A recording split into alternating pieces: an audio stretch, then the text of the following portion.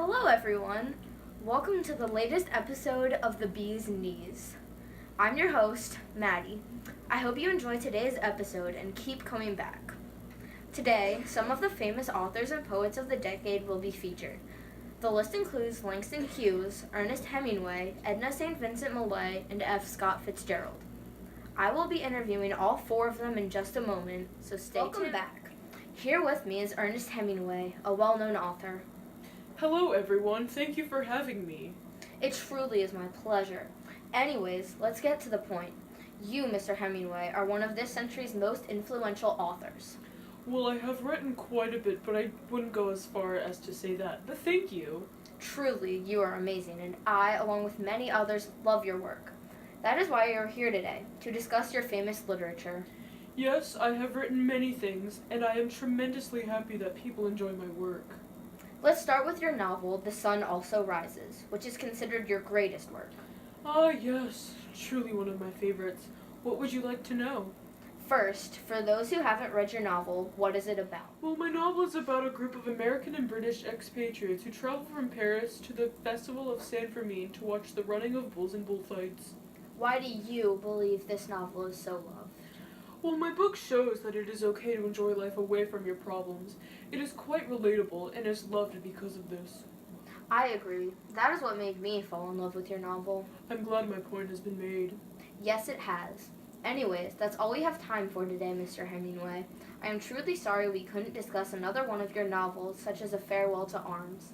Thank you so much for agreeing to this interview. The world appreciates it. It is truly my pleasure. Thank you for having me.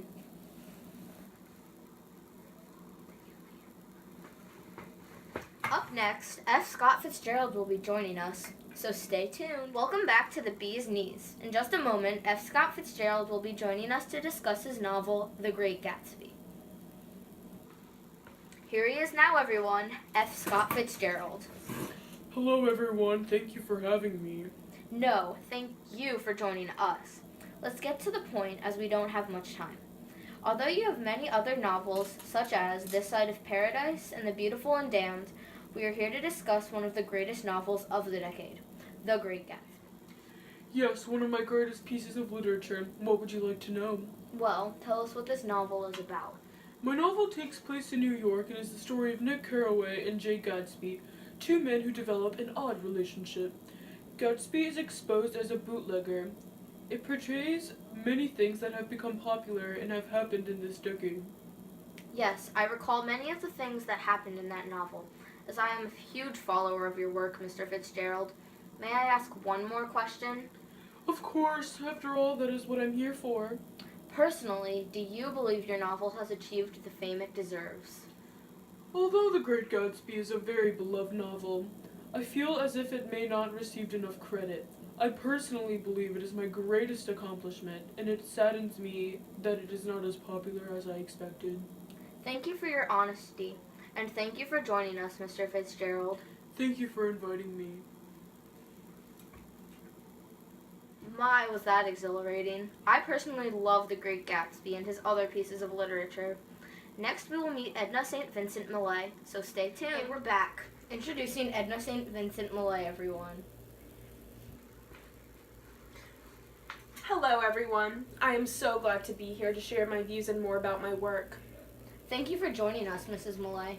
You are known for your ambition and your love for music and literature. So, may I ask how your career as a poet and playwright began? Well, my main inspiration is my mother. She taught me to love literature at a very young age. My mother convinced me to enter my poem, Renaissance, into a contest. I won 4th place and received a college scholarship. Throughout college, I began and published my first book, Renaissance, and other poems. That is very impressive, especially for a woman. Shortly after my first book, I wrote my first play, The Lamp and the Bell, mainly about love between two women. Yes, another one of your famous works. Many of your poems are related to female sexuality and feminism. Is this something you firmly believe in? Yes, I am openly bisexual, and my husband is a self-proclaimed feminist. Do you think that those are factors to your success? Yes, I do. And I hope that the world will one day accept people similar to me and will treat women equally. Well, Mrs. Millay, you have won the Pulitzer Prize for The Ballad of the Harp Weaver, which proves your work is loved and inspiring. Maybe one day the world will be different. Sadly, that is all we have time for, but thank you for your time. It is my pleasure. Thank you for your interest in me. My, has this been an interesting episode. We have one more guest, but sadly he could not make it today. So we pre-recorded an audio clip of our interview. I will play that now. Thank you for agreeing to this interview, Mr. Hughes. I'm glad you asked me. It is nice to see my work is making a difference. Indeed you are. I have recently read your poem, The Negro Speaks of Rivers, for the 100th time. Yes, my poem was surprisingly highly praised. It led the way to my other works, such as The Weary Blues and my novel, Not Without Laughter. How do you hope your work will affect the future? Hopefully people of all races will overcome segregation and understand the meanings behind my pieces of work. Maybe one day there will be no segregation, and just maybe I will have played a part in that. Very inspiring, Mr. Hughes. I believe that is a good note to end this interview on.